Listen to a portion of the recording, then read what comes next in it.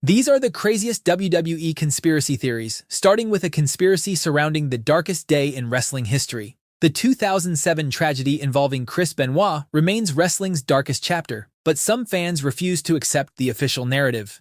The conspiracy theory suggests Kevin Sullivan orchestrated the incident as revenge for losing his wife Nancy to Benoit years earlier during their time in WCW. They argue Sullivan's intimate knowledge of Benoit's home and his occult gimmick made him the perfect suspect. However, investigators thoroughly examined Sullivan and found zero evidence connecting him to the scene. But while the Benoit incident remains the darkest day in WWE history, this next conspiracy theory explains why WWE is going through such a dark period right now. During Vince McMahon's final years running WWE, his booking became increasingly erratic, with constant last-minute rewrites and questionable creative choices.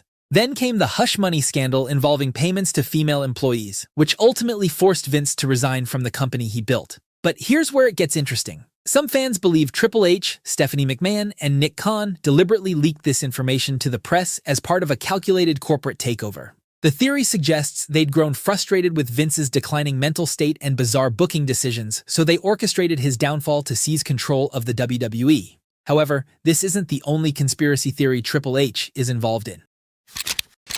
Rewind to 1996 when Triple H participated in the infamous curtain call at Madison Square Garden, breaking character alongside Shawn Michaels, Kevin Nash, and Scott Hall. While the others left for WCW, Triple H stayed and took the entire blame, resulting in punishment from Vince that derailed his push for months. According to conspiracy theorists, that experience traumatized him so badly that he vowed revenge on Vince and started plotting his takeover of WWE.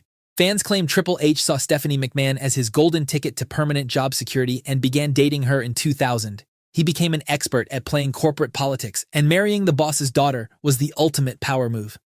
After their marriage, Triple H's infamous reign of terror dominated WWE, and he's steadily climbed the corporate ladder ever since.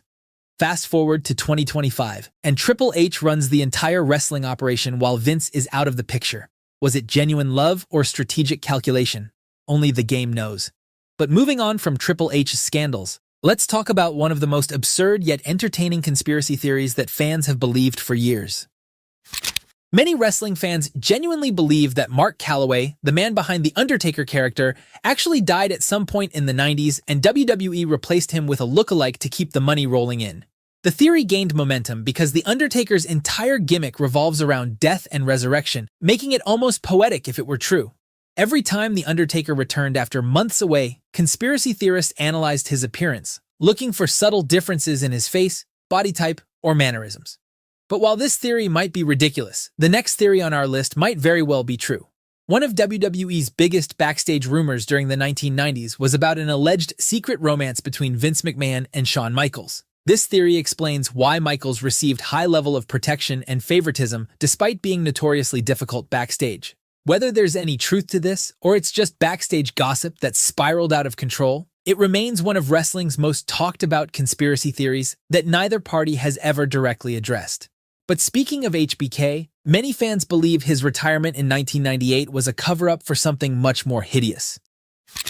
When Shawn Michaels stepped away from WWE in 1998, the official story blamed back injuries that doctors said would end his career permanently. He stayed gone for 4 years before making a miraculous return in 2002, somehow wrestling better than ever before. This spawned two competing conspiracy theories about what really happened during those lost years. The first theory suggests Michaels wasn't nearly as injured as WWE claimed, but he manipulated Vince into granting him an extended paid vacation. Knowing Vince feared he'd jump to WCW if unhappy, Michaels allegedly exploited that concern to take time off while still collecting checks.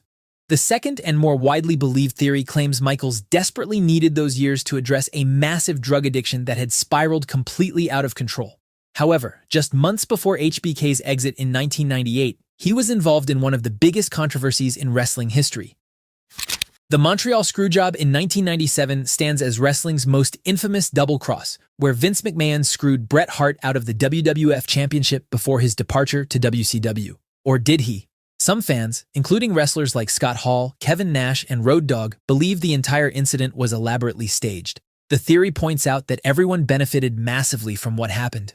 WWE received unprecedented mainstream media coverage, Shawn Michaels became the company's top heel, Vince transformed into the evil Mr. McMahon character that made Stone Cold's rise possible, and Brett secured a massive WCW contract while leaving as a sympathetic babyface. However, this isn't the only theory from the late 90s that explains Vince's evil plan to destroy WCW. During the late 90s, Vince Russo served as WWE's head writer and played a crucial role in the Attitude Era's creative direction. But then, in 1999, just as WWE hit its creative peak, Russo suddenly jumped ship to WCW and immediately began making baffling booking decisions that accelerated their decline. This led to the theory that Vince McMahon sent Russo as a Trojan horse to sabotage WWE's biggest competitor from the inside. Russo himself has called this theory insanity, claiming he left over creative differences, but the timing remains suspicious since WCW's product deteriorated rapidly under Russo's control. However, according to conspiracy theorists, Russo wasn't Vince's only mole inside WCW. The New World Order became one of wrestling's most legendary factions when Scott Hall and Kevin Nash left WWE for WCW in 1996, and were later joined by Hulk Hogan at Bash at the Beach. Conspiracy theorists believe Hall and Nash didn't leave for money alone, but were actually sleeper agents working for Vince the entire time. The NWO initially boosted WCW's ratings and popularity, which seems to contradict the theory, but supporters argue that was necessary to gain trust before the real sabotage began. As the faction grew bloated with members and the storylines became convoluted, WCW's creative direction collapsed under the weight of the faction's politics. Whether it was intentional corporate espionage or just wrestlers exploiting their leverage, the NWO's role in WCW's downfall remains one of wrestling's greatest what-ifs. But switching gears, let's talk about WWE's most disturbing conspiracy theory involving Vince McMahon's daughter. In 1994, Randy Savage abruptly left the company, and Vince McMahon barely acknowledged his existence on television for the next 17 years, despite Savage being a two-time WWE champion and one of wrestling's biggest stars. The theory claims Savage had an inappropriate relationship with Stephanie McMahon sometime in the mid-1990s, and when Vince discovered it, he banished Savage from WWE forever. What adds fuel to this fire is how Savage wasn't inducted into the Hall of Fame until 2015, 4 years after his death, which seems deliberately cruel for someone of his stature. However, no credible evidence has ever surfaced to support these claims, and it's entirely possible Vince simply held a grudge over Savage jumping to WCW. But speaking of wrestlers who jumped ship to other companies, this next conspiracy theory explains Cody Rhodes' meteoric rise after returning to WWE from AEW.